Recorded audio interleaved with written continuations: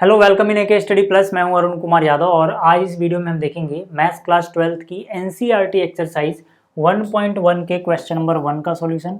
जितने भी पार्ट्स हैं इसके, इन सभी को हम इसी वीडियो में सॉल्व करेंगे। और इससे पहले मैं इस चैप्टर का इंट्रोडक्शन बना चुका हूँ। अगर आपने वो वीडियो नहीं देखी है तो आप पहले उसको देख लेना। इस एक्सरसाइज का जो बेसिक कॉन्सेप्ट है वो मैंने वहाँ पर बताया था। तो शुरुआत करते हैं इस क्वेश्चन को। इसमें बोला गया determine whether each of the following relations are reflexive, symmetric and transitive.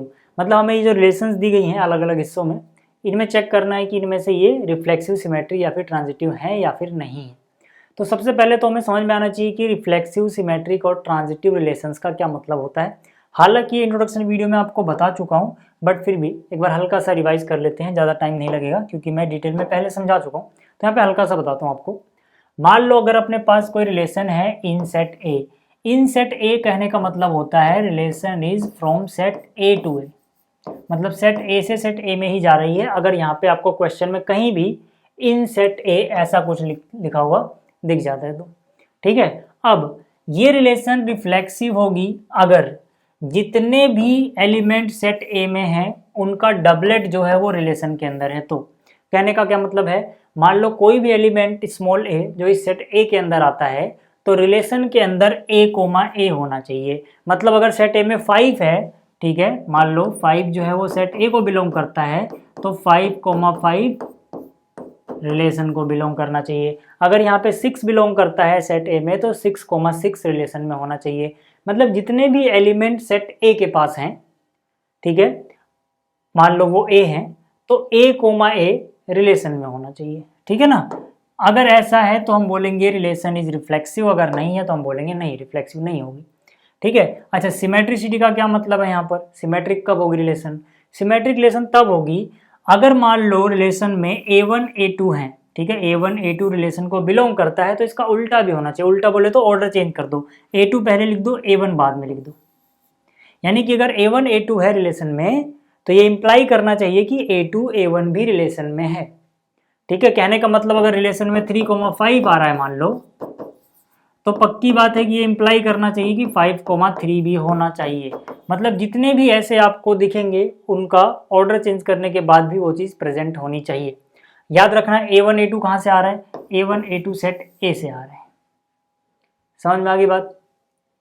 अब यहाँ पे अगर मैं बात करूँ ट्रांजिटिव की, तो रिलेशन ट्रांजिटिव कब होती है, इसको जरा ध्यान से समझना। रिलेशन ट्रांजिटिव तब होगी जब पहले से ही रिलेशन में A1 A2 अगर मान लो है और A2 A3 रिलेशन में है तो ये इंप्लाई करने चाहिए कि A1 A3 भी रिलेशन में होगा। खास बात क्या है, देखो मैंने क्या बोला, A1 A2 रिलेशन में होना चाहिए एंड ये कहाँ पे खत्म हो रहा है, देखो इसका सेकंड एलिमेंट क्या है A2, तो यहाँ से A2 से ही शुरू करोगे। A2 A3 ये भी रिलेशन में होना चाहिए। ये रिलेशन में अगर है तो ये इंप्लाई करना चाहिए, देखो इसमें A2 इसमें भी A2, A2 दोनों में है, A2 भूल जाओ। क्या बच रहा है यहाँ पे A1, यहाँ पे क्या बच रहा है A3, ये भी रिलेशन में होना चाहिए। अगर ऐसा है तो रिलेशन ट्रांजिटिव होगी, ठीक है। ये चीज़ आपको समझ में आ गई। चलिए अब क्वेश्चन शुरू करते हैं, ठीक है, आपको क्लियर हो जाएगा। अगर बिल्कुल सही से ये सारी बेसिक्स आपको देखने हैं तो इंट्रोडक्शन वाली वीडियो देख लेना। बात करते हैं इसके पहले हिस्से की। जो इसका पहला हिस्सा है ये वाला, ये देखो मैंने यहाँ पर कॉपी किया हुआ है, ठीक है। अब यहाँ पे देखो क्या बोला गया है, यहाँ पे बोला गया कोई रिलेशन R है जो सेट A में है। अब इन सेट A का मतलब आपको समझ में आ गया। इन सेट A का मतलब है relation is from A to A, ठीक है। मतलब कि एक सेट कोई A है और इधर वाला जो सेट है ये भी A है, रिलेशन A टू A में ही जा रही है। समझ में आ गई बात। चलो अब जो सेट A है वो हमें बताया गया है कि सेट A में ये एलिमेंट आ रहे हैं, ठीक है। तो जो सेट A है इसके पास कौन कौन से एलिमेंट हैं, 1 2 3 ये अप टू 14 तक जा रहा है। ये सारे एलिमेंट आ रहे हैं सेट A में। रिलेशन की जो डेफिनेशन है जो कि सबसे मेन है, देखो वो क्या है, रिलेशन जो है किसके बराबर है, x, y such that 3x - y = 0, ठीक है।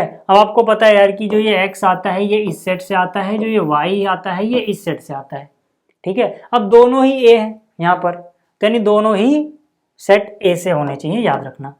अब देखो अब हम क्या करते हैं जरा, यहाँ से ये मेन चीज़ है अपने पास कि भाई इस रिलेशन में कौन कौन से एक्स वाई ले सकते हैं हम, वो एक्स वाई जो इस कंडीशन को सेटिस्फाई करे और सेट ए से ही बिलोंग करते हो। तो यानी कि इसको थोड़ा सा उठा लेता हूँ मैं, 3x minus y is equal to 0, इसको उठा के मैंने यहाँ पे लिख दिया।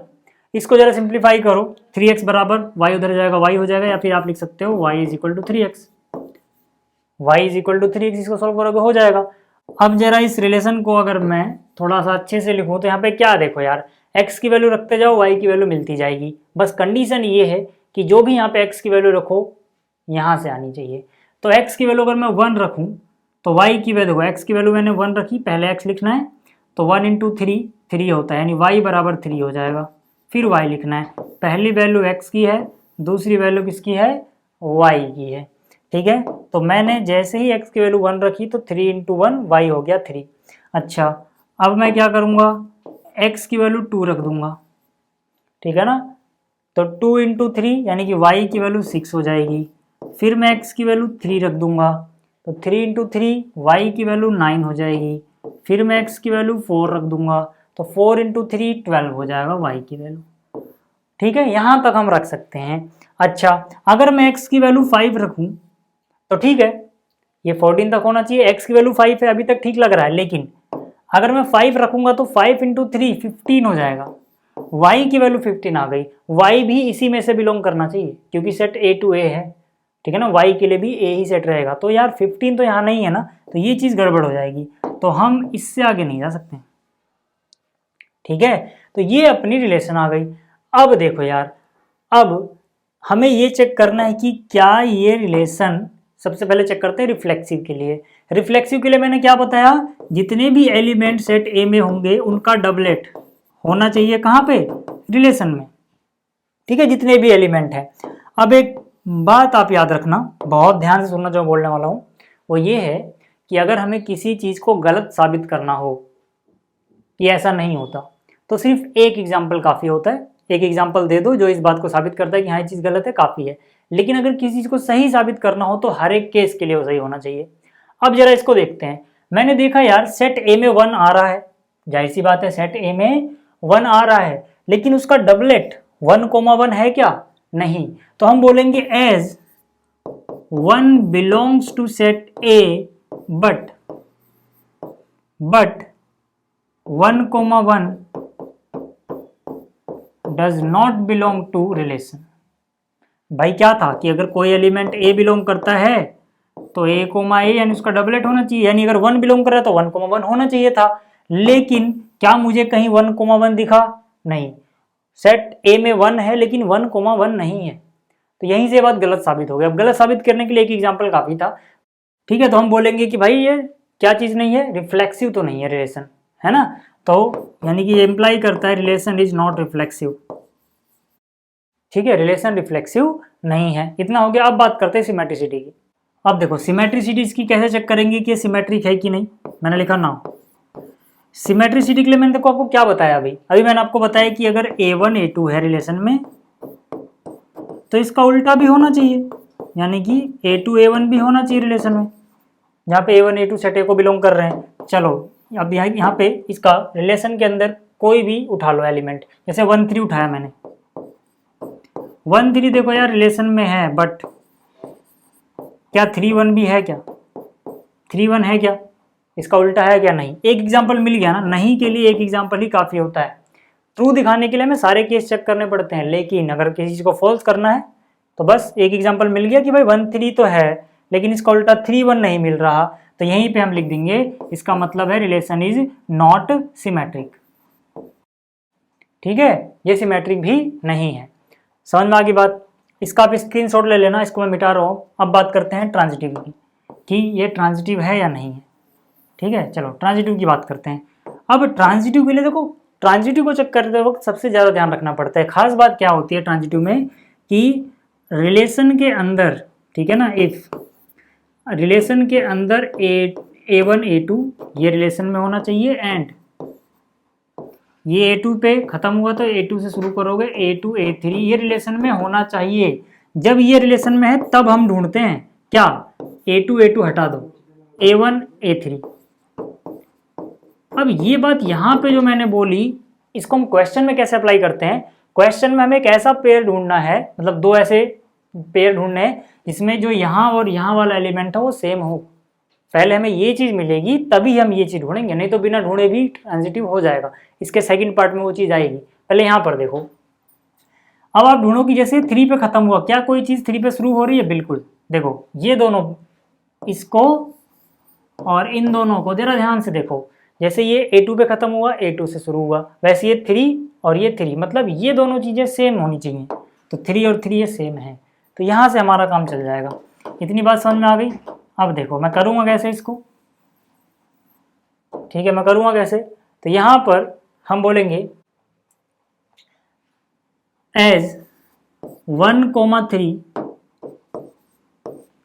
बिलोंग्स टू रिलेशन एंड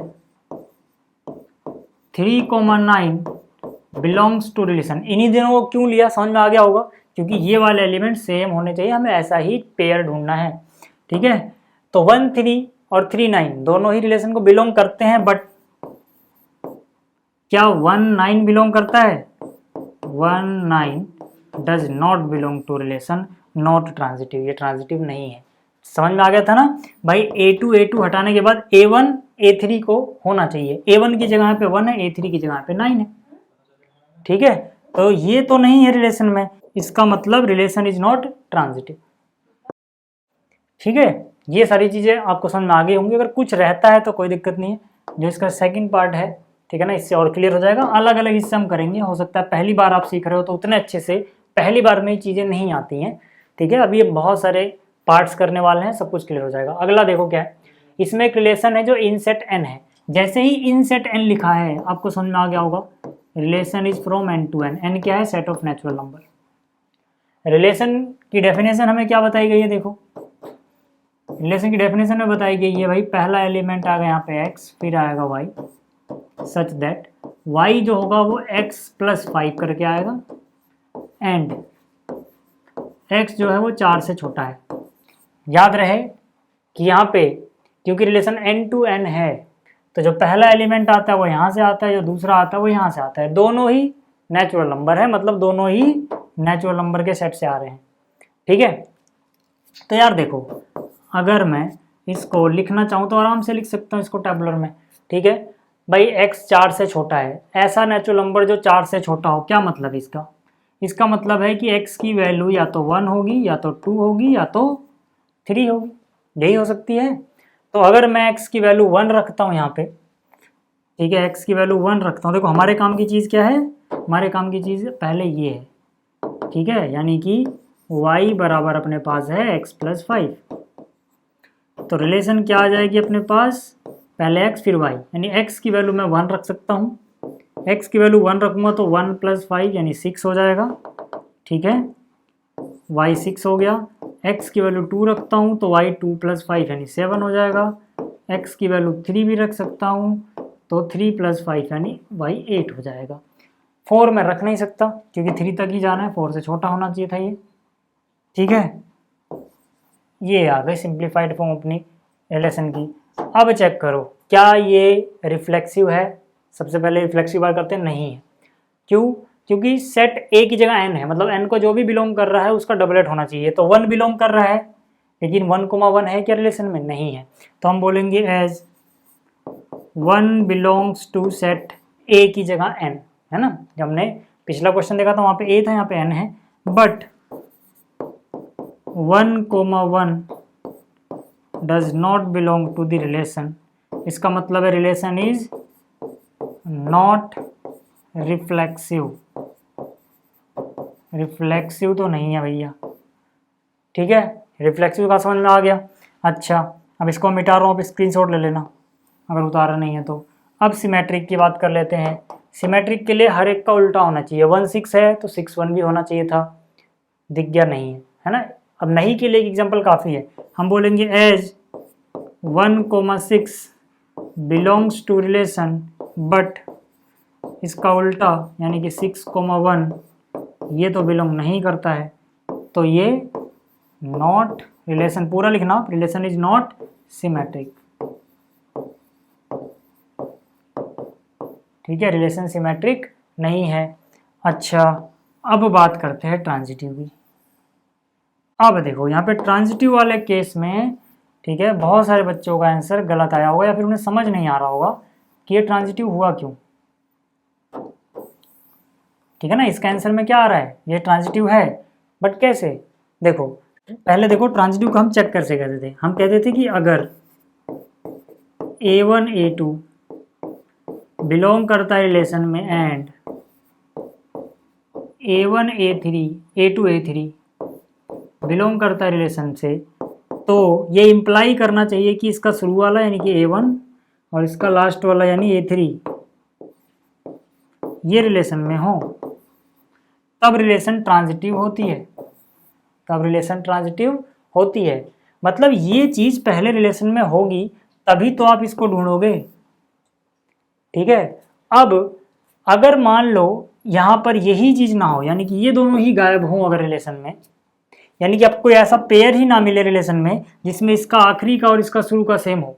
भाई ऐसा ही तो ढूंढना होता है, इसमें इसका आखिरी का A2 हो, उसका शुरू का A2 हो। अब यहाँ पे कहीं आपको ऐसा मिल ही नहीं रहा, जैसे 6 पे खत्म हुआ तो कोई 6 से शुरू ही नहीं हो रहा। ये 7 है इसका सेकंड एलिमेंट, तो कोई 7 से शुरू नहीं हो रहा। यहाँ पे इसका सेकंड एलिमेंट 8 है तो कोई 8 से शुरू नहीं हो रहा। तो मतलब क्या कि यही चीज़ प्रेजेंट नहीं है, तो आप इस चीज़ को चेक ही नहीं कर पाओगे कि A1 A3 है भी या नहीं। ठीक है, तो जब ऐसा केस आए, क्योंकि ये है ही नहीं तो हम इस चीज़ को चेक ही नहीं कर सकते हैं, तो हम ये मान के चलते हैं कि ये ट्रांजिटिव है। अब ये बात भी अजीब लगेगी बहुत सारे को सुनने में कि जब हम उसको चेक नहीं कर पाए फिर हमने उसको ट्रांजिटिव क्यों माना। तो इसके लिए एक रूल है, रूल याद रखना कि अगर एक ही टाइम पे आप किसी चीज़ को सही प्रूफ नहीं कर पा रहे हो, उसको गलत भी प्रूफ नहीं कर पा रहे हो, ठीक है, तो उस चीज़ को सही माना जाता है जब तक वो गलत प्रूफ ना हो जाए, भले ही आप सही ना प्रूफ कर पाओ। ठीक है, इसमें हम A1 A3 नहीं ढूंढ पा रहे हैं, लेकिन हम उस चीज़ को गलत भी साबित नहीं कर पा रहे। क्यों? क्योंकि A1 A2 और A2 A3 ही नहीं है यहाँ पे। तो ऐसे केस में इसको बोला जाता है रिलेशन इज ट्रांजिटिव। समझ में आ गया? तो यहाँ पे आप अच्छे से अगर इसका आंसर लिखना चाहो तो इसको लिख सकते हो as here no pair is present in relation R which represents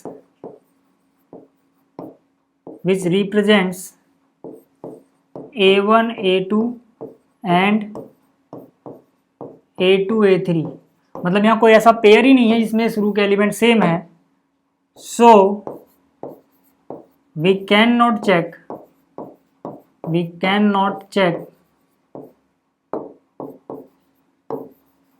for A1 A3। In this case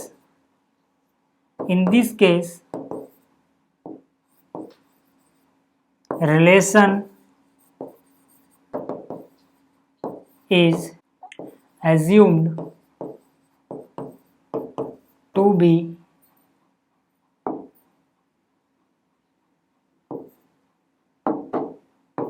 transitive. समझ में आ गया? जब हम ये चेक ही ना कर पाए क्योंकि ये दोनों ही ना हो तो रिलेशन को हमेशा ट्रांजिटिव माना जाता है। ये भी रूल होता है, याद रखना। ठीक है, कि अगर ये दोनों प्रेजेंट हैं तभी आप इसको ढूंढोगे, अगर ये दोनों ही प्रेजेंट नहीं है तो रिलेशन को ट्रांजिटिव ही मानना पड़ेगा। सो relation is transitive, relation is transitive. ठीक है, समझ में आ गया? ये थोड़ा स्पेशल केस था, इस क्वेश्चन को जरा ध्यान से करना। अगला देखते हैं। ठीक है, अगला हिस्सा ये रहा। अगला हिस्सा क्या है? रिलेशन इन सेट ए के पास ये एलिमेंट है। देखो रिलेशन जो है इन सेट ए है, मतलब A2 A है। ठीक है, ए के पास कौन कौन से एलिमेंट आ रहे हैं? 1 2 3 4 5 6। रिलेशन की डेफिनेशन क्या है? पहले एलिमेंट x है, फिर y है, such that y is divisible by x। ठीक है, आप चाहो तो इसको भी यार सिंपली लिख लो कि क्या क्या एलिमेंट आएंगे इसके अंदर। उसके लिए आपको सोचना पड़ेगा कि भाई y जो है x से डिवाइड हो जाना चाहिए। ठीक है, x कहाँ से आ रहा है? सेट A से, y भी कहाँ से आ रहा है? सेट A से। तो या तो आप इस फॉर्म में लिखो इसको कि यार y क्या है, x से डिविजिबल है, तो x की वैल्यू 1 लूंगा तो 1 से तो सारे डिविजिबल है, 1 1 आएगा, 1 से 2 भी डिविजिबल है, 1 से 3 भी, 4 भी, ऐसे करते करते एक लंबी सी लिस्ट बनेगी। लेकिन इस क्वेश्चन में इसकी जरूरत भी नहीं है, इसके बिना ही हम सोच पाएंगे, ठीक है, अलग अलग केसेस के बारे में। कैसे, देखो हर एक केस, पहले बात करते हैं रिलेशन जो है ये रिफ्लेक्सिव है या नहीं।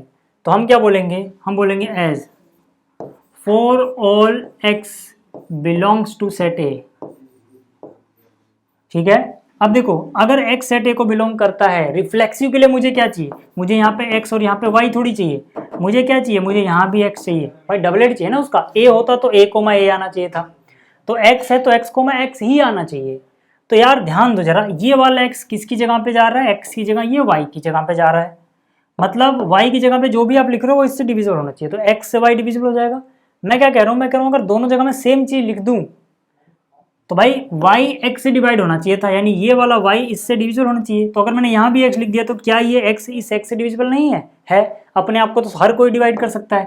तो इसीलिए हम लिखेंगे for all x belong to a x is divisible by x, x से भी तो डिवाइड होता है, ठीक है। इसका मतलब क्या, y अगर डिविजिबल था तो y को बाद में लिखा है, x डिविजिबल है तो ये वाला x बाद में लिख दो, जिससे डिविजिबल है वो पहले लिखा है, x से ही डिविजिबल है तो x को यहाँ लिख दो, ऐसे भी समझ सकते हो। तो यानी x comma x belongs to relation. अब देखो जितने भी एलिमेंट सेट A के अंदर होंगे उनके लिए उनका डबलेट भी बिलोंग करेगा, क्योंकि हर कोई एलिमेंट खुद को तो डिवाइड कर ही सकता है, ठीक है। इसका मतलब क्या, इसका मतलब रिलेशन इज रिफ्लेक्सिव, ठीक है। रिफ्लेक्सिव वाला केस क्लियर हो गया, ठीक है। अब जरा सिमेट्रिक है या नहीं इस पे बात कर लेते हैं। सिमेट्रिसिटी के लिए देखो सीधा सा एग्जांपल है, अगर आप देखो सिंपल सा ही आप सोच सकते हो कि अगर y x से डिवाइड हो जाता है तो जरूरी थोड़ी है कि x भी y से डिवाइड होगा, ये तो हम आम सिंपली सोच सकते हैं। जैसे यहाँ पे कोई एलिमेंट ले लो यार, जैसे 1,3, अब ये y 3 है x 1 है, तो 3 यानी कि y 1 से डिवाइड हो सकता है, तो 1,3 बिलोंग करेगा रिलेशन में, क्योंकि y यहाँ पे x से डिवाइड हो रहा है। But 3,1 does not belong to relation, ठीक है ना। इसमें एक एग्जांपल दे दो, इसको गलत साबित करने के लिए एग्जांपल काफी है। पिछले केस में हमने हर एलिमेंट लिया फॉर ऑल, क्यों, क्योंकि वहां पे ट्रू प्रूफ किया था हमने कि वो जो था वो रिफ्लेक्सिव था, लेकिन यहाँ पे सिमेट्रिक नहीं है, तो नहीं के लिए एक एग्जांपल काफी है। 1,3 बिलोंग्स टू आर, क्यों, क्योंकि 3 जो है वो 1 से डिवाइड हो जाएगा। But 3,1 does not belong to R, क्यों, क्योंकि 1 को 3 डिवाइड नहीं कर सकता है। कंडीशन ये कि y डिविजिबल होना चाहिए x से, यानी x के टेबल में y आना चाहिए। तो यहाँ पे x की जगह 1 है, 1 के टेबल में 3 आता है, लेकिन 3 के टेबल में 1 नहीं आता है। तो यानी अगर a1 a2 था तो उसका उल्टा तो नहीं है, तो not symmetric, relation is not symmetric. जब भी किसी भी चीज़ को नॉट दिखाना हो एक एग्जाम्पल ढूंढो और आगे बढ़ जाओ। समझ में आ गया। अब बात करते हैं कि ये ट्रांजिटिव है या नहीं, ठीक है। इसको आप स्क्रीनशॉट ले लेना, ट्रांजिटिव है या नहीं इसको चेक करते हैं। तो ट्रांजिटिव के लिए फिर से, ठीक है, अब हम क्या करेंगे, हम लिख लेंगे लेट, मान लेते हैं कि अगर x1 या x1 की जगह x, y belongs to R and ये y पे खत्म हो रहा है तो y शुरू होना चाहिए, y, z belongs to R, ठीक है। ये मान लेते हैं कि x, y, z ये रिलेशन में रहते हैं, तो मुझे क्या लेके आना होगा, x, z लेके आना होगा। जैसे इससे पहले हम कौन सा एग्जांपल ले रहे थे, a1 a2, तो ये a2 पे खत्म, तो ये a2 से शुरू, फिर a3, क्या बचता था लास्ट में, a1 a3 लेके आना होता था। तो वैसे ही यहाँ पर भी है, अब यहाँ पे x, z ये लेके आना है। कैसे लेके आऊँगा मैं x, z, ध्यान से देखो, सिर्फ इसकी डेफिनेशन पे जाना है। अगर x, y रिलेशन में है, इसका क्या मतलब रहा होगा, इसका मतलब रहा होगा y is divisible by x। अगर ऐसा रहा होगा तभी तो रिलेशन में है। ट्रांजिटिव के लिए ये चीज़ हम मान लेते हैं कि चलो ये है, अगर जो लेके आना है वो बस लाना होता है लास्ट में, नहीं x, z लेके आना है। तो अगर x, y मैंने रिलेशन में माना है तो इसका मतलब क्या है कि y x से डिविजिबल रहा होगा। अगर y x से डिविजिबल है तो इसका क्या मतलब हुआ कि x के पहाड़े में y आता होगा। ठीक है, तो इसका मतलब है x के पहाड़े में अगर y आ रहा है तो y बराबर x इंटू में एक इंटीजर रहा होगा। सिंपली मान लेते हैं x equal to n x, यानी x का पहाड़ा n बार पढ़ते हैं तो ये आ जाता है। इसको आप ऐसे समझो, जैसे 5 है और यहाँ 15 है, 15 5 से डिविजिबल है, तो इसका मतलब क्या, 15 बराबर 5 इंटू में समथिंग मैंने n लिख दिया। अब यहाँ मुझे पता है कि 3 आएगा तो 5 इंटू में 3, 5 इंटू 3 15। वैसे यहाँ पे मुझे नहीं पता तो मैंने n ले लिया। n क्या है, कोई इंटीजर है, वेयर n इज इंटीजर। ठीक है, वेयर n इज इंटीजर, कोई इंटीजर होगा भाई, उतनी बार पहाड़ा पढ़ने पे y आ जाता है। ठीक है, ऐसे ही यहाँ पे आ जाओ, y और z भी रिलेशन में बिलोंग करते हैं। इसका क्या मतलब हुआ, इसका मतलब ये हुआ कि भैया y जो है, z जो है, z is divisible by y। ठीक है ना, रिलेशन में क्या चल रहा है कि जो बाद में लिखा है वो डिविजन होना चाहिए पहले वाले से। तो बाद में क्या है, z, तो z डिविजन होना चाहिए पहले क्या लिखा है, y से। इसका मतलब क्या हुआ कि z y से पूरा पूरा डिवाइड जाता है, यानी y का पहाड़ा कुछ बार पढ़ने पे z आ जाता है। तो मान लेते हैं y का पहाड़ा m बार पढ़ने पे z आ जाता है। डिविजल होने का यही मतलब हुआ। फिर से समझ में नहीं, समझा देता हूँ।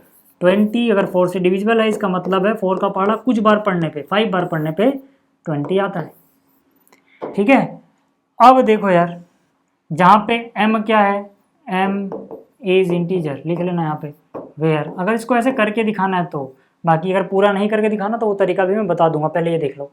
ठीक है, ये मान लो इक्वेशन 1 हो गई, ये मान लो इक्वेशन 2 हो गई। ठीक है, फ्रॉम 1 एंड 2 हम क्या बोल सकते हैं, हमें क्या चाहिए, हमें चाहिए x और z बचना चाहिए, y की वैल्यू रख दो, यहाँ पे y की वैल्यू रख दो। पुट इक्वेशन 1 इन 2, इक्वेशन 1 से y की वैल्यू देखो, 2 की वैल्यू क्या है, z बराबर m इंटू में y। अब मैंने क्या किया, y की जगह पे nx लिख दिया, m y की जगह पे nx लिख दिया। क्या हो गया, ये हो गया m into n into x. अब m एक इंटीजर था, n एक इंटीजर है, तो m इंटू n भी तो एक इंटीजर है। तो मैंने मान लिया कि जो m इंटू n है वो कोई इंटीजर है p, तो p भी क्या होगा, p भी एक इंटीजर होगा, p इज एन इंटीजर। ये लंबा तरीका है करने का, वेयर p इज इंटीजर। ठीक है, तो z बराबर क्या हो गया, px। अब देखो जरा ध्यान से, इसका क्या मतलब हुआ कि z बराबर अगर px लिख सकते हैं तो इसका मतलब है x का टेबल p बार पढ़ने पे z आ जाता है। p एक इंटीजर है, क्योंकि इंटीजर इंटू इंटीजर एक इंटीजर ही रहता है। तो इसका मतलब क्या है, इसका मतलब है z is divisible by x। अगर z x से डिविजिबल है तो मतलब x और जो डिविजिबल है z वो बिलोंग करते हैं रिलेशन में। अब शुरुआत में देखो क्या था, शुरुआत में है x y y z और आखिरी में हमें क्या लाना था, x z, और यहाँ पे क्या आ गया, x z। एक तो ये तरीका है। अगर आप इतने लंबे तरीके से नहीं करना चाहते तो आप यहाँ पे कॉमन सेंस लगाओ कि भाई x y बिलोंग कर रहा है, इसका मतलब है x के टेबल में y आ रहा है, y z बिलोंग कर रहा है, इसका मतलब क्या है कि y के टेबल में z आ रहा है। मतलब क्या, x का टेबल आप पढ़ रहे हो, y मिल रहा है और y के टेबल में कहीं ना कहीं z आ रहा है, तो x के टेबल में तो z आएगा ही। जैसे 2 के टेबल में अगर 16 आता है तो 16 के टेबल में कुछ भी आ जाए, जैसे 32 आ जाता है 16 के टेबल में, तो ये 2 के टेबल में भी आएगा ही आएगा। ठीक है, तो इसलिए आप डायरेक्ट भी लिख सकते थे इसको कि x z बिलोंग करेगा, बट उसको रियलिटी में अगर आपको पूरा प्रोसीजर करके दिखाना है तो यही होगा। ठीक, अब अगला क्वेश्चन देखो। अब देखो जो अगला क्वेश्चन है ये भी काफी आसानी से बोला गया, रिलेशन r इनसेट z। ठीक है, रिलेशन r जो है इनसेट z है। ठीक है, z क्या है यहाँ पे, सेट ऑफ ऑल इंटीजर। ठीक है, इनसेट z का मतलब हो गया z टू z। अब रिलेशन की डेफिनेशन क्या दी गई, जरा ध्यान से देखना। पहला एलिमेंट आएगा x, फिर आएगा y, such that x minus y is an integer. मतलब x माइनस वाई एक इंटीजर होना चाहिए। तो देखते ही पता लग रहा है यार कि ये रिफ्लेक्सिव तो है। क्यों, क्योंकि अगर मैं x की जगह भी x लिखूं और y की जगह भी x लिख दूं, सोचो तो x माइनस एक्स हो जाएगा। अब अगर x माइनस एक्स होगा तो ये 0 आएगा, और 0 एक इंटीजर होता है। यानी कि अगर मैं सेम एलिमेंट लूंगा, कोई भी एलिमेंट यहाँ पे मैं ए ले लूंगा या एक्स ले लूंगा, कोई भी एलिमेंट ए ले लूँ जो इस इंटीजर को बिलोंग कर रहा है, तो ए माइनस ए हमेशा जीरो आएगा। जीरो क्या होता है? जीरो एक इंटीजर होता है। इसका मतलब है ए कोमा ए बिलोंग करेगा रिलेशन में। ठीक है, इसको अच्छे से करके दिखाता हूँ। ए की जगह चलो एक्स ही लेके करता हूँ। मैंने क्या लिखा यहाँ पे? मैंने लिखा for all x belongs to this set Z, x minus x is equal to 0 which is an integer, which is an integer। किसकी बात कर रहा हूँ? जीरो की। ठीक है, जीरो को बोल रहा हूँ मैं। मतलब x माइनस एक्स करके जीरो आया जो कि एक इंटीजर होता है। तो मतलब क्या है कि x कोमा एक्स बिलोंग करेगा रिलेशन में। क्यों बिलोंग करेगा रिलेशन में? वो दो चीजें जो माइनस होके इंटीजर दे रही हैं वो रिलेशन में आ रही हैं। तो मैंने वो दोनों ही चीजें x और x ले ली, इन दोनों को माइनस करके हमेशा एक इंटीजर आएगा। भाई सेम चीज में से सेम चीज माइनस करोगे। यहाँ पे 5 रखोगे तो यहाँ भी 5 रखना, यहाँ पे 10 रखोगे तो यहाँ भी 10 रखना, यहाँ 20 रखोगे तो यहाँ 20 रखना। जब भी हम सेम चीज लेंगे, कोई भी एलिमेंट ले लो, तो उसका डबलेट मतलब हमेशा बिलोंग करेगा रिलेशन में, क्योंकि सेम चीज को सब्ट्रैक्ट करके हमेशा जीरो आएगा जो कि इंटीजर होता है। क्वेश्चन में सिर्फ डिमांड इतनी है कि इनको माइनस करके इंटीजर आना चाहिए। ठीक है, तो x माइनस एक्स हमेशा रिलेशन में बिलोंग करेगा। इसका मतलब क्या है? इसका मतलब है रिलेशन इज रिफ्लेक्सिव। ठीक है, रिलेशन इज रिफ्लेक्सिव। यहां तक समझ में आ गया? ठीक है, इसको आप स्क्रीनशॉट ले लेना। ठीक, चलो अब बात करते हैं कि क्या ये सिमेट्रिक है। क्या बात करते हैं? क्या ये सिमेट्रिक है या नहीं है। सिमेट्रिक के लिए मैंने क्या बताया आपको कि हम यहाँ पे लेट करते हैं कि अगर A1 A2 रिलेशन में है, ठीक है, ये अगर रिलेशन में है तब हमें लेके आना होता है किसी ना किसी तरह इसका उल्टा A2 A1, ये हमें लेके आना होता है ना। तो यहाँ पे हम कैसे करेंगे? जैसे A1 A2 कर रहे थे, यहाँ पे मैं सीधा XY कर रहा हूँ। मैं लिख रहा हूँ let XY belongs to R। अब मुझे क्या लेके आना है? YX। देखते हैं है या नहीं। कैसे लेके आओगे? हमेशा डेफिनेशन का यूज करते हैं हम। डेफिनेशन बोले तो जो यहाँ पे लिखा हुआ है भाई, अगर x कोमा वाई रिलेशन में है तो कब है? इसका मतलब है x minus y is equal to an integer. x minus y is equal to an integer है। ठीक है, वो इंटीजर मान लेते हैं x माइनस वाई, जो इंटीजर है ना ये, इसको मान लिया मैंने, चलो m। यहाँ पे लिख लो where m is an integer. मैंने मान लिया x माइनस वाई m है, क्योंकि ये बिलोंग कर रहा है रिलेशन में। लेट किया है हमने। बिलोंग तभी कर सकता है जब ये इंटीजर रहा हो। वो इंटीजर क्या होगा मुझे नहीं पता, मैंने m मान लिया।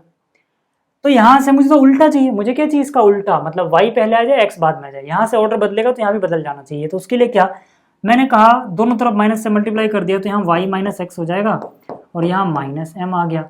भाई m अगर इंटीजर होगा तो माइनस m भी तो एक इंटीजर ही होगा। जैसे 5 एक इंटीजर होगा तो -5 भी एक इंटीजर होगा। -5 एक इंटीजर होगा तो इसका नेगेटिव यानी +5 वो भी एक इंटीजर होगा। तो अगर m एक इंटीजर था तो -m is also an integer, यानी कि y माइनस एक्स भी इंटीजर ही दे रहा है। तो इसका मतलब y कोमा एक्स बिलोंग कर गया रिलेशन में, क्योंकि रिलेशन की डिमांड ही यही है कि अगर इसमें से ये माइनस करके इंटीजर देता है तो इसको पहले लिखो, इसको बाद में लिखो। तो मैंने क्या किया? मैंने इसका ऑर्डर ही उलट दिया, दोनों तरफ माइनस से गुणा करके। ये माइनस ये करके इंटीजर दे रहा है तो इसको पहले लिख दिया, इसको बाद में लिख दिया। अब जरा आपको ध्यान कहाँ पे देना है? यहाँ पे एक्स वाई बिलोंग कर रहा था और यहाँ पे ध्यान दो वाई एक्स भी कर गया। मतलब जैसे A1 A2 था तो A2 A1 आ गया, है ना। एक्स वाई था तो उल्टा वाई एक्स आ गया। इसका मतलब क्या? इसका मतलब रिलेशन इज सिमेट्रिक। लिख लेना, रिलेशन इज सिमेट्रिक। यहाँ तक समझ में आ गया? अच्छा, अब बात कर लेते हैं ट्रांजिटिव की, कि ये ट्रांजिटिव है या नहीं है। ट्रांजिटिव के लिए हम क्या करते हैं? हम मान लेते हैं, मैंने लिखा let x comma y belongs to relation and, ये y पे खत्म हो रहा है तो y शुरू होगा, y comma z belongs to relation. अब इसका क्या मतलब हो गया? इसका मतलब हुआ कि अगर ये रिलेशन में बिलोंग कर रहा है तो x minus y is equal to an integer. कोई इंटीजर आता है या एन इंटीजर आता है, ठीक है। और अगर y माइनस जेड करके आ रहा है, इसका मतलब क्या है, y minus z is equal to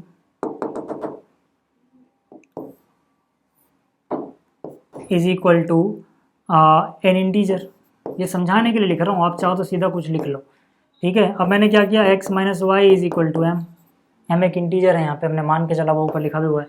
ऐसे ही यहाँ पे अगर ये दोनों रिलेशन में आ रहे हैं तो मतलब इसमें से ये घटा के इंटीजर आया होगा, इसका मतलब y minus z is equal to an integer.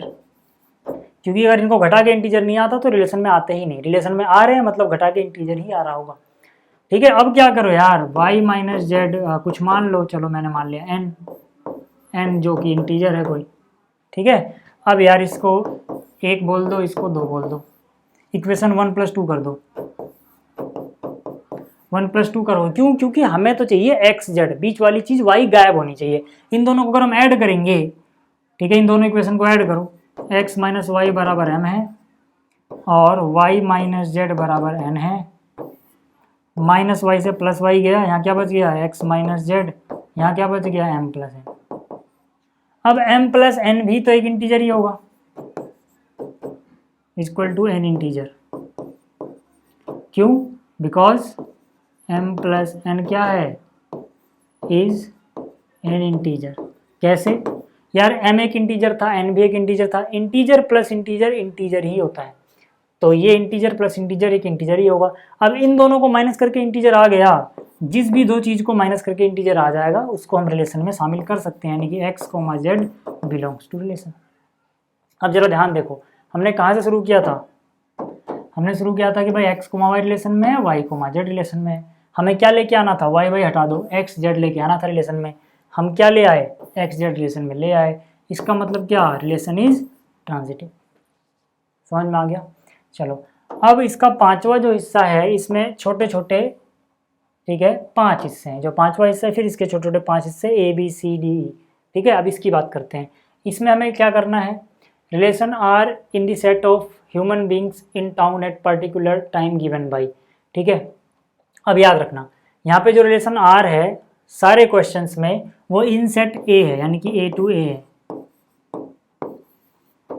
और A क्या चीज़ है, ठीक है, A यहाँ पे है सेट ऑफ ह्यूमन बींग जो किसी टाउन में रहते हैं, ठीक है ना, पार्टिकुलर टाइम पे, किसी टाइम पे जो वहाँ पे रहते हैं, ठीक है। इसके पहले एक बात और बता दूं, ऐसी रिलेशन जो तीनों हो जाए, सिमेट्रिक, ट्रांजिटिव, रिफ्लेक्सिव, उसको हम इक्विवेलेंस रिलेशन बोलते हैं। तो कई बार ये भी पूछ लेता है कि इसको इक्विवेलेंस प्रूव करो, तो यहाँ पे याद रखना, वहाँ पे आपको रिफ्लेक्सिव, सिमेट्रिक, ट्रांजिटिव तीनों ही प्रूव करना होता है। खैर, अभी हमारा क्वेश्चन वो नहीं है। अब देखो, यहाँ पे फिर इसके अलग अलग हिस्से हैं, तो मैं यहाँ पे पहला हिस्सा कर रहा हूँ, ठीक है। जो इसका पहला हिस्सा है यहाँ पे कॉपी किया हुआ है। पहला हिस्सा क्या है, r equal to x y such that x and y work at same place. Relation कहाँ से कहाँ तक डिफाइंड है, सारे ही क्वेश्चन में यहाँ पे relation A to A defined है, where A is set of all persons या ह्यूमन बींग्स जो किसी टाउन में रहते हैं पार्टिकुलर टाइम पे, ठीक है। तो अब देखो यार, रिलेशन क्या है, एक बार उतारना तो पड़ेगा ना इसे। रिलेशन है कि भाई रिलेशन में पहला एलिमेंट x आएगा एंड दूसरा एलिमेंट y आएगा, तभी आ सकता है जब x and y work at same place, ठीक है। और सेम टाइम पे लिए गए हैं, ऐसा नहीं कि 1-2 घंटे का फर्क हो, सेम टाइम पे ही देखना है, क्योंकि यहाँ क्वेश्चन में बोला गया है सेम टाउन से किसी पार्टिकुलर टाइम की बात की जा रही है, ठीक है। अब देखो, अब ये देखते ही पता लग रहा है कि ये रिलेशन, सबसे पहले हम क्या चेक करते हैं, रिफ्लेक्सिव। ये रिलेशन रिफ्लेक्सिव है। कैसे, हम बोलेंगे for all x belongs to set A. x क्या है भाई, किसी पर्सन का नाम है यहाँ पे, क्योंकि x y जो भी है वो सब पर्सन है, क्योंकि यहीं से बिलोंग कर रहे हैं, ठीक है। इस बात को फिर से बोल रहा हूँ, ध्यान दे के चलना यार, कि जो सेट A है ना यहाँ पे, वो ह्यूमन बींग्स का सेट है। मतलब समझ लो, हमने x जो लिखा वो किसी ह्यूमन को रिप्रेजेंट कर रहा है, y जो लिखा वो किसी ह्यूमन को रिप्रेजेंट कर रहा है। अब अगर x यहाँ पर है तो मुझे इसको रिफ्लेक्सिव के लिए क्या चाहिए, x को मैं किसी तरह से ये मैं ले आऊँ तो मेरा काम हो जाएगा, बन जाएगा काम। अब इसको लाने का मतलब क्या है, इसको लाने का मतलब है कि x और x दोनों ही सेम प्लेस पे वर्क करते हो तो हो जाएगा। तो यार जब दोनों ही सेम आदमी है तो एक ही जगह तो काम करेंगे। तो इसको लिखने का तरीका क्या होगा, हम बोलेंगे for all x belongs to a, x and x work at same place. भाई क्योंकि ये आदमी ही सेम है, जहाँ पर भी x लिखा है यहाँ भी x लिखा है, तो एक ही टाइम पे वो दो अलग अलग जगह काम थोड़ी कर सकते हैं। किसी खास पर्टिकुलर पॉइंट की बात हो रही है टाइम के। तो हम बोलेंगे कि भाई कोई भी आदमी ले लो, वो आदमी वही काम कर रहा है जहाँ वो खुद काम कर रहा है, क्योंकि ये दोनों सेम ही चीज़ है। ठीक है, तो इसका मतलब क्या है, इसका मतलब x, x belongs to a। क्यों? क्योंकि यार x y अगर सेम जगह काम करेंगे तो रिलेशन में x y लिखोगे, तो x x अगर सेम जगह काम कर रहे हैं तो रिलेशन में x x ही तो आएगा। ठीक है, ये हो गया। इसका मतलब क्या, इसका मतलब रिलेशन इज रिफ्लेक्सिव। ठीक है, रिलेशन रिफ्लेक्सिव हो गई। अब अगर मैं बात करूं सिमेट्रिसिटी की, ठीक है, इसको मिटाते हैं। सिमेट्रिक की अगर मैं बात करूं तो सिमेट्रिक के लिए तो हम लेट करते हैं पहला जोड़ा, यानी मान लिया let x y belongs to relation. अब मुझे किसी तरह से वाई एक्स लेके आना है रिलेशन में, किसी तरह से मुझे ये चीज़ लेके आनी है। कैसे लेके आऊँगा, डेफिनेशन का यूज़ करके। हर बार हम इस चीज़ का यूज़ करते हैं, ठीक है ना। सिमेट्री वाले केस में मैं क्या बोलूँगा कि अगर एक्स वाई रिलेशन में आया तो क्यों आया होगा, इसलिए आया होगा। इसका मतलब है कि अगर एक्स वाई रिलेशन बिलोंग कर रहा है तो ये पक्की बात इंप्लाई करेगा कि x and y work at same place.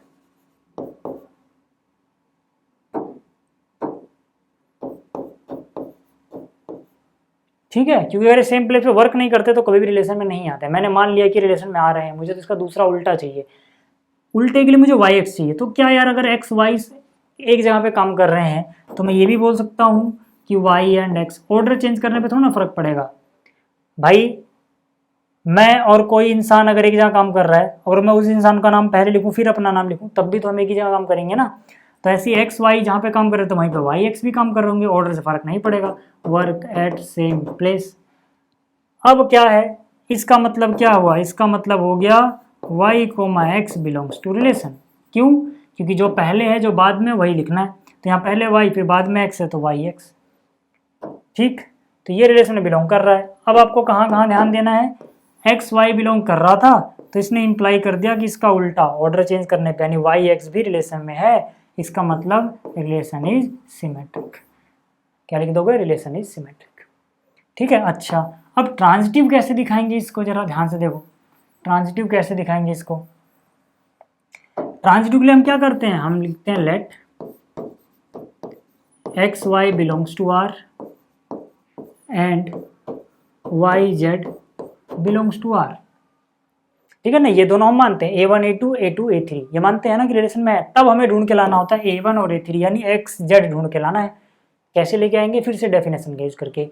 अगर एक्स वाई रिलेशन में बिलोंग करते हैं, ध्यान देना, तो इसका मतलब क्या हो गया, इसका मतलब है x and y work at same place. और अगर वाई जेड बिलोंग करे, इसका मतलब है y and z work at same place. अगर ऐसा है तो इसका मतलब है एक्स और जेड भी सेम प्लेस पे काम करेंगे। नहीं समझ में आया, प्लेस का नाम लिख लो, समझ में आ जाएगा। मान लो एक्स और वाई सेम प्लेस P1 पे काम करते हैं, मान लो चांदनी चौक में काम करते हैं। वाई चांदनी चौक में काम करता है तो एक्स भी चांदनी चौक में काम करेगा। अब क्योंकि वाई का पहले ही पता है चांदनी चौक में काम कर रहा है और जेड भी वहीं कर रहा है, तो ये दोनों भी तो वहीं करेंगे ना। समझ में आ गई बात। तो ये चीज़ हम बोल सकते हैं, इसका मतलब x and Z also work at same place. जिसको समझ में ना आया फिर से समझ लो कि मान लो एक्स और वाई किसी खास टाइम पे, ठीक है, काम कर रहे हैं चांदनी चौक में। ठीक है, वाई और जेड सेम टाइम है तो वाई तो चांदनी चौक में है। जेड यहाँ से क्या पता लग रहा है कि जेड भी वहीं काम कर रहा है यहाँ पे वाई, तो वाई चांदनी चौक में, तो मतलब एक्स भी चांदनी चौक में, तो तीनों ही चांदनी चौक में ही तो काम कर रहे हैं। तो इसका मतलब क्या हो गया, x और z भी तो सेम प्लेस पे ही काम करेंगे ना वहीं पे। जैसे ये हुआ, इसका मतलब x और z belongs to relation R. हाँ, अगर सेम टाइम नहीं होता तो बातें अलग अलग हो सकती हैं कि y हो सकता है दो अलग अलग जगह काम करता हो, x एक ही जगह काम करता हो, वो अलग अलग टाइम पे हो सकता है पॉसिबल, एक ही टाइम पे पॉसिबल नहीं हो सकता। ये समझ में आ गई बात। तो एक ही टाइम पे है तो ये ठीक है। तो मतलब क्या, जैसे ये हुआ हम बोलेंगे relation is transitive, relation is transitive. अच्छा, अगला याद देखो, जैसे वहां पे सेम जगह पे काम कर रहे थे, ऐसे यहाँ पे लिव इन सेम लोकेलिटी, तो इसको मैं नहीं कर रहा, आप कर लेना। वहां काम करना था, यहाँ पे रहना है, एक ही जैसा क्वेश्चन है, आप कर सकते हो। अगला क्वेश्चन क्या है, अगला क्वेश्चन है x, y such that x is 7 centimetre taller than y। ध्यान दो, फिर से जो रिलेशन है ना वो सेट A टू A है। ए क्या है, किसी टाउन में रहने वाले लोगों की संग, मतलब लोगों की एक लिस्ट है, सेट ए, उसमें सेट ए में जो आ रहा है सेम टाइम पे, ठीक है।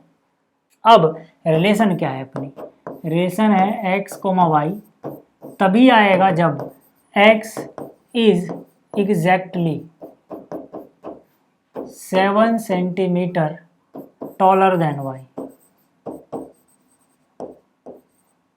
इसका मतलब समझते हो कि जो x है वो y से 7 ज़्यादा है।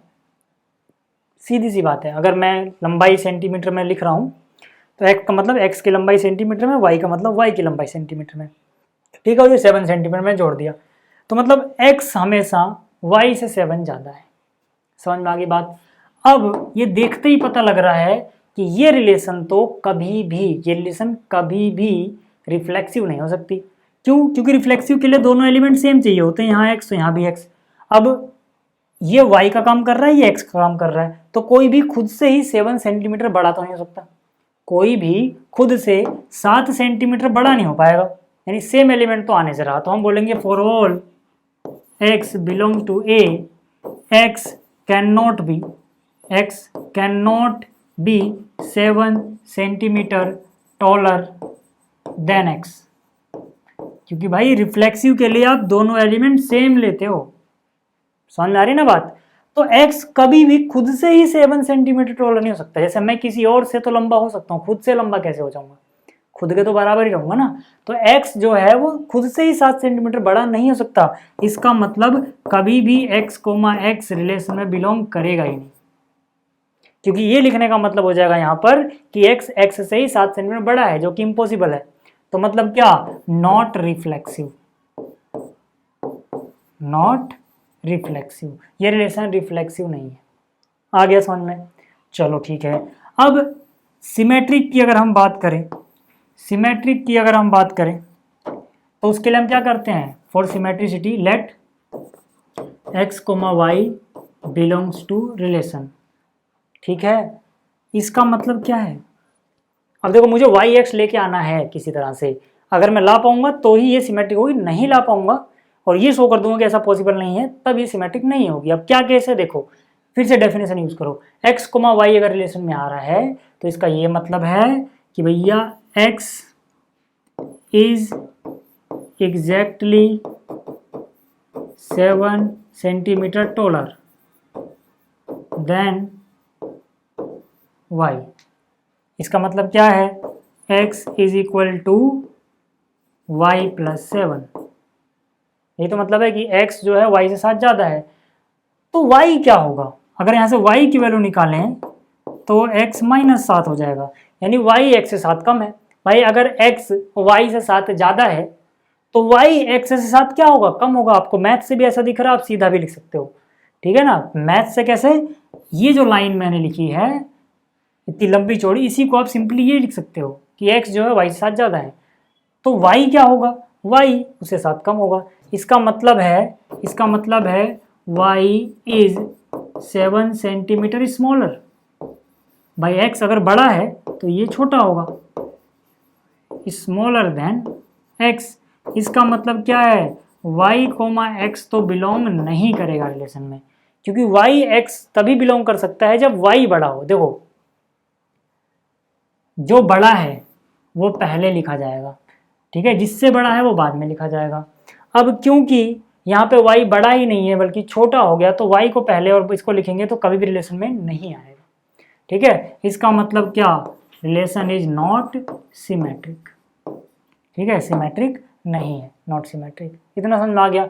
अच्छा, ट्रांजिटिव की अगर मैं बात करें, ट्रांजिटिव की बात करें तो देखते हैं कि क्या ये ट्रांजिटिव होगा या नहीं होगा। सीधी सी बात है, देखो मैंने लिखा let x, y belongs to r and y, z belongs to r। इसका मतलब क्या है, इसका मतलब है x जो है वो y से 7 सेंटीमीटर बड़ा है। मैं ऐसे लिख रहा हूँ मैथ्स में, समझ जाना, अब ऐसे लिखने में बहुत टाइम लगता है। इसका मतलब x जो है y से 7 बड़ा है। अच्छा, और y, z अगर रिलेशन में बिलोंग करता है तो इसका मतलब है y जो है वो z से 7 बड़ा है। समझ में आ गया।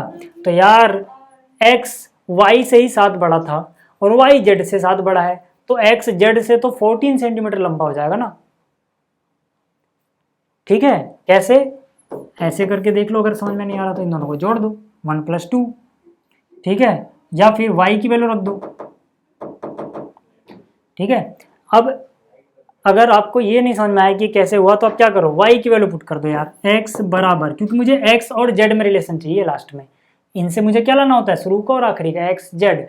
तो x y नीचे, मुझे y की जगह z + 7 यहाँ पे लिखो, y की जगह लिखा z + 7 + 7, ये y की जगह पे z + 7 आया है, ये 7 ये रहा, तो x बराबर z + 14, मतलब x z से 14 सेंटीमीटर टॉलर है। इसका मतलब x is 14 centimetre taller then z।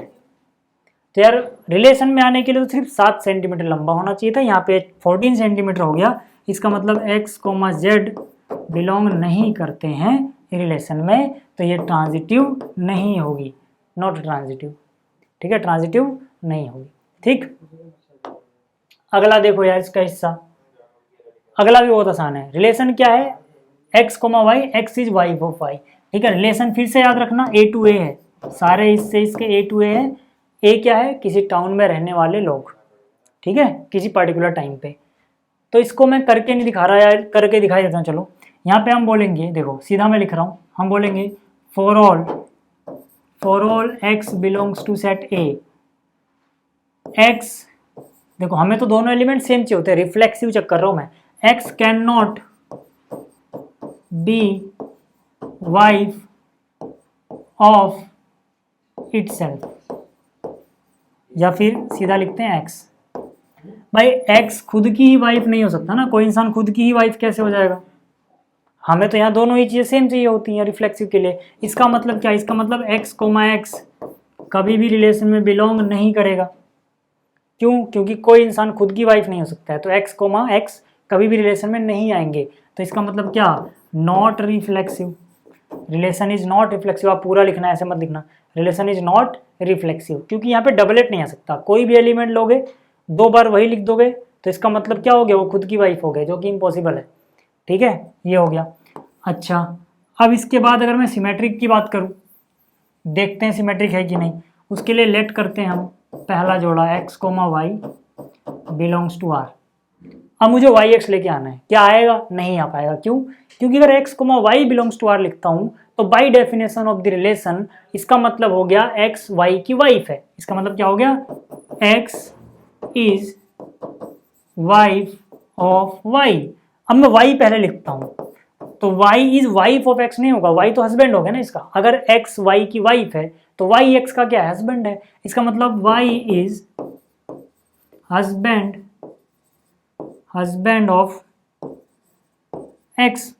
इसका मतलब क्या कि y, x रिलेशन में बिलोंग नहीं करेंगे, क्योंकि रिलेशन में तभी बिलोंग कर सकता है जब पहला एलिमेंट वाइफ हो दूसरे की। x y की वाइफ हो सकता है, तो मतलब x पहले लिखा है, x इज वाइफ, ठीक है, किसकी, y की, तो मैंने x, y लिखा। तो ऐसे यहाँ पर y हस्बैंड हो गया ना, वाइफ तो नहीं है, तो y को x नहीं लिख सकते हम। ठीक है, तो इसका मतलब not symmetric, relation is not symmetric. ठीक है, अब बात करते हैं ट्रांजिटिव की। अब देखो जो इसका अगला हिस्सा है यानी कि ट्रांजिटिव चेक करने वाला, वो बहुत मजेदार है। अगर आप पीछे चेक करोगे एनसीईआरटी में तो उन्होंने क्या लिखा हुआ है कि ये रिलेशन ट्रांजिटिव है। क्यों है ट्रांजिटिव वो समझ लो, क्योंकि यहाँ पे हम a1 a2 और a2 a3 ही नहीं ढूंढ पाएंगे, मतलब x y y z ही नहीं ढूंढ पाएंगे, तो एक्स जेड कहाँ से ढूंढेंगे। ठीक है, मैंने आपको बताया था जब हमने पहले क्वेश्चन का सेकंड हिस्सा किया था, याद करो, वहाँ पे मैंने कहा था कि अगर A1 A2 रिलेशन में होगा और A2 A3 भी रिलेशन में होगा, तभी हम चेक करेंगे कि A1 A3 है या नहीं। लेकिन अगर यही गायब हो तो हम बिना चेक किए सीधा बोलते हैं कि रिलेशन ट्रांजिटिव है। याद आया आपको। अब इस केस में यही गायब है। यही गायब क्यों है, ध्यान से देखो। हम बोलेंगे हेयर, ठीक है, here no pair is present in relation R which represent XY belongs to R and YZ belongs to R। इसीलिए हम चेक ही नहीं कर पाएंगे XZ के लिए। क्यों नहीं कर पाएंगे उसको समझ लो। देखो, अगर X, Y रिलेशन में बिलोंग कर गया तो इसका यही तो मतलब है कि X Y की वाइफ है, यानी कि X जो है ये फीमेल है कोई, और जो Y है वो उसका हस्बैंड होगा, तो वो मेल होगा। तो अब देखो, अगर X Y प्रेजेंट है यहाँ पे तो Y Z प्रेजेंट ही नहीं होगा कभी। क्यों नहीं होगा, क्योंकि यार अगर Y मेल है तो यहाँ पे कोई मेल किसी Z की वाइफ कैसे बन सकता है, हो ही नहीं सकता। समझ में आ गया। ठीक है, तो हम यहाँ पे ये बोल सकते हैं, हम बोलेंगे no pair is present in relation R which represent this. मतलब अगर ये इसका सेकंड एलिमेंट है तो y कभी भी फर्स्ट एलिमेंट बनेगा ही नहीं, because in this case y is a male and that's why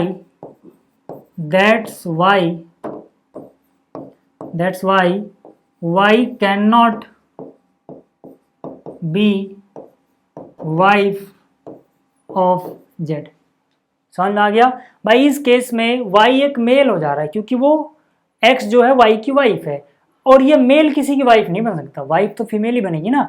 तो इसीलिए अगर ये चीज़ है तो ये चीज़ प्रेजेंट ही नहीं होगी, मतलब पूरा पेयर प्रेजेंट नहीं होगा इन दोनों का, तो हम एक्स जेड कहाँ से ढूंढेंगे। ठीक है ना। तो इस केस में क्योंकि जब यही दोनों प्रेजेंट नहीं है तो we can not check for x z, तो इसका मतलब रिलेशन इज ट्रांजिटिव, सीधा लिख देते हैं ऐसे केस में, रिलेशन इज ट्रांजिटिव। इसको याद रखना भाई, ये थोड़ा अजीब लगेगा अभी सुनने में, बट अगर हम चेक ना कर पाए एक्स जेड के लिए तो हमें लिखना पड़ता है कि रिलेशन इज ट्रांजिटिव। रीजन पहले क्वेश्चन के सेकंड पार्ट में बहुत अच्छे से समझा चुका हूँ, दोबारा नहीं बता रहा। पहले क्वेश्चन का सेकंड पार्ट अच्छे से देख लेना। अगले क्वेश्चन पे आ जाओ। अगला क्वेश्चन तो आसान है यार। क्या बोला गया, x is father of y. ठीक है, मैं सीधा कर देता हूँ, relation is from A to A. ठीक है, रिफ्लेक्सिव के लिए सेम एलिमेंट होना चाहिए, कोई खुद का ही बाप नहीं हो सकता।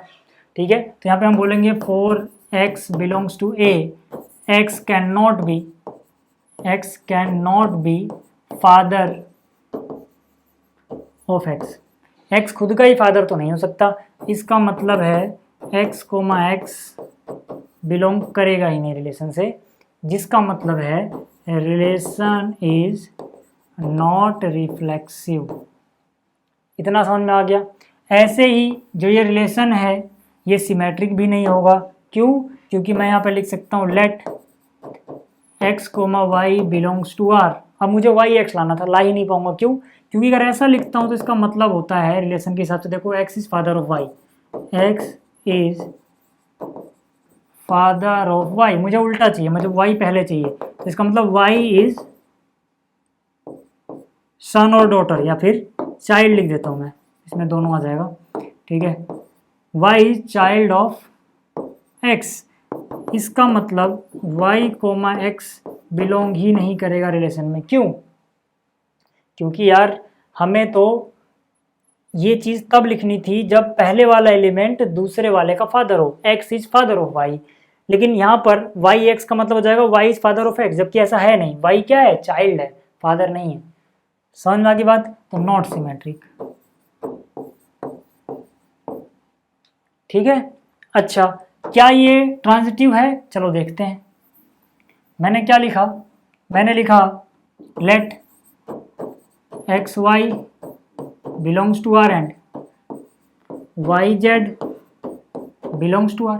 इसका क्या मतलब है? इसका मतलब है एक्स इज, इसका देखो पहले, इसका क्या मतलब है? X is father of y. और इसका क्या मतलब है? इसको मैं अलग कलर से लिखता हूं, इसका मतलब है y is father of z.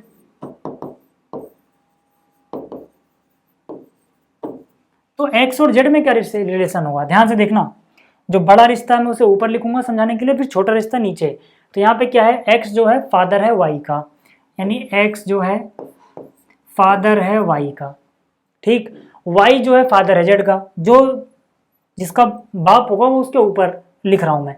तो एक्स वाई का बाप था, ठीक है, तो वाई को नीचे लिखा है, एक्स को ऊपर। अब क्योंकि वाई जो है फादर है जेड का, तो जेड इससे भी नीचे लिख रहा हूं मैं। तो यार इन दोनों में क्या रिश्ता आएगा? दादा, ठीक है। जो एक्स होगा वो जेड का दादा होगा, बाप थोड़ी होगा, ठीक है। तो यहाँ पे इसका मतलब क्या है? इसका मतलब है x is grand father of Z. Father तो नहीं है ना, ग्रैंड फादर है, ठीक है, जी फॉर ग्रैंड फादर। तो इसका मतलब क्या है? एक्स कोमा जेड रिलेशन में बिलोंग नहीं करते हैं, क्योंकि रिलेशन में हम तभी लिख सकते हैं वो दो एलिमेंट जिसमें पहला वाला दूसरे का बाप हो। यहाँ पे तो दादा है, बाप थोड़ी है। तो यानी कि ये ट्रांजिटिव भी नहीं है, नॉट ट्रांजिटिव। आप पूरा लिखना, रिलेशन इज नॉट ट्रांजिटिव। तो उम्मीद करता हूँ आपको ये क्वेश्चन समझ में आए होंगे, ठीक है। मेरा गला बैठ गया थोड़ा भी। तो इस वीडियो में इतना ही, जल्दी मिलेंगे अगली वीडियो में। इस वीडियो को देखने के लिए थैंक्स।